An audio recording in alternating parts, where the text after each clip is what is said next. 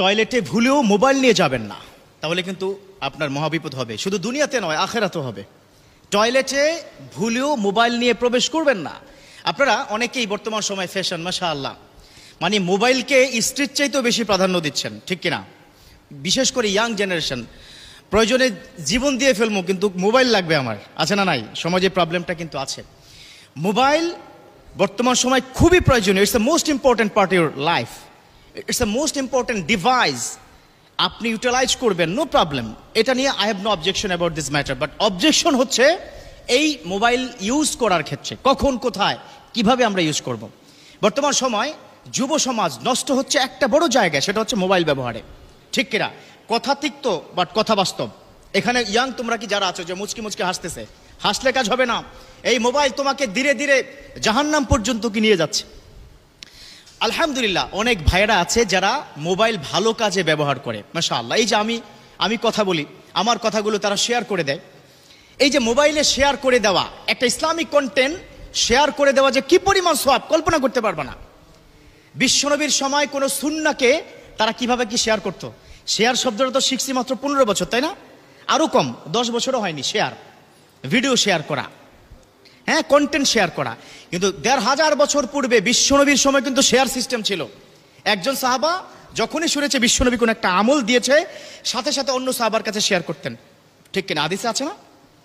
আর এখন তোমরা, আমি যেটা অনুরোধ করব, মাঝে মধ্যে এই কথা কি বলে থাকি যে কোনো ভালো একটা ইসলামিক কথা তোমার যদি পছন্দ হয়, সাথে সাথে শেয়ার করবা। কি কারণে?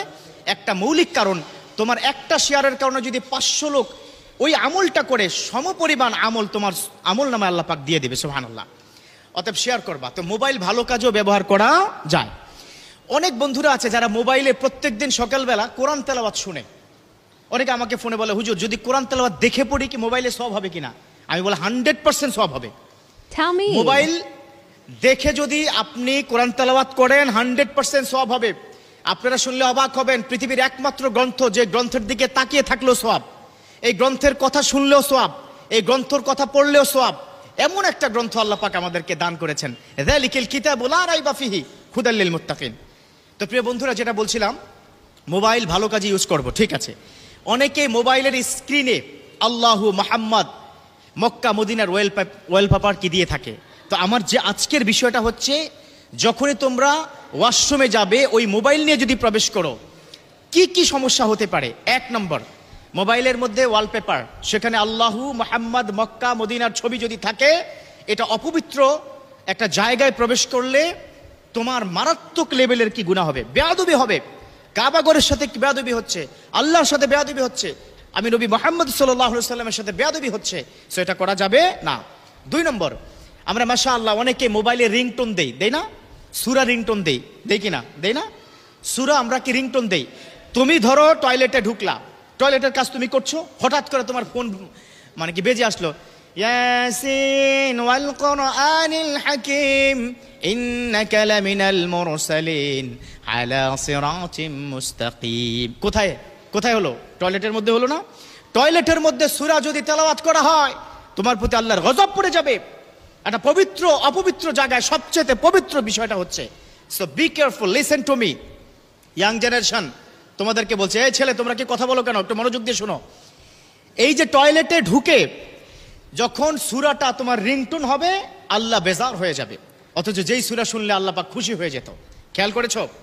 আচ্ছা, 3 নম্বর, তুমি টয়লেটে ঢুকলা, ফোন আসলো, এত জরুরি ফোন, না ধরে আর পারতেছো না, ওই পাশ থেকে তোমাকে আসসালামু আলাইকুম, তুমি এখান থেকে বললা ওয়ালাইকুম আসসালাম, ওখান থেকে বললা আপনি কেমন আছেন, তুমি বললা আলহামদুলিল্লাহ ভালো আছে, আল্লাহর রহমতে খুব ভালো। এই যে আলহামদুলিল্লাহ সালাম আদান প্রদান টয়লেটে, এটা কি জায়েজ আছে? জায়েজ আছে বলুন? জায়েজ নেই। সো এই যে কাজগুলো আপনি করছেন খুবই ভালো, সালামের উত্তর দেওয়া ওয়াজিব, আলহামদুলিল্লাহ পড়লে গোটা বিশ্বের সব জায়গায় সওয়াবে পরিণত হয়ে যায়। এত ভালো কাজ, সূরার রিংটোন সওয়াব হবে আপনার। হ্যাঁ, ওয়ালপেপার আছে, আল্লাহর কথা বারবার ওয়ালপেপারের মধ্যে আপনি দেখছেন, ও ইয়াং বন্ধুরা, সওয়াব হবে। কিন্তু টয়লেটে ঢুকে এগুলো করা যাবে না। কারণ টয়লেটে ঢুকার পূর্বে বিশ্বনবী একটা দোয়া শিখিয়েছেন। দোয়া কি পারেন? পারো তোমরা? মাশাআল্লাহ, অনেকে পারে। আল্লাহুম্মা ইন্নী আউযু বিকা মিনাল খুবুসি ওয়াল খাবায়েস। টয়লেটের মধ্যে ঢুকবে, সেখানে বদজিন্নাত যা আছে শয়তান থেকে আল্লাহ হেফাজত রাখবেন, সেজন্য দোয়াটা পড়া।